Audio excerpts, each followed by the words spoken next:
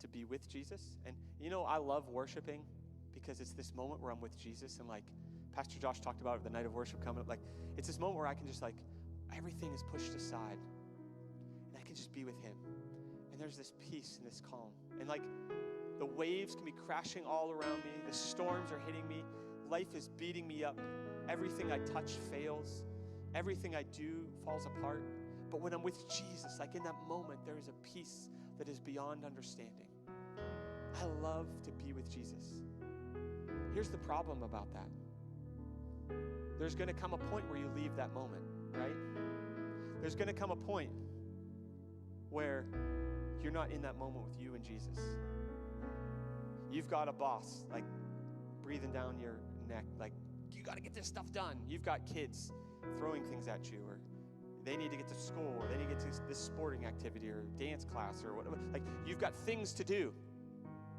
You don't have time to be with Jesus 24/7 like that, right? And that's where the way of Jesus comes in. It's important to be with Jesus. Take time every day.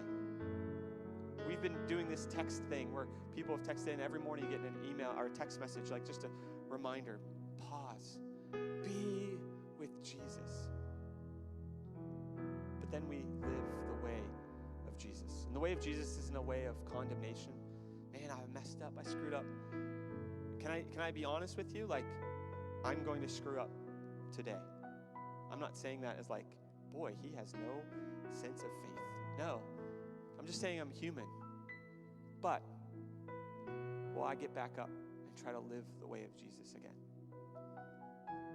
You can't live the way of Jesus if you don't know the way of Jesus. Jesus said, take my yoke upon you.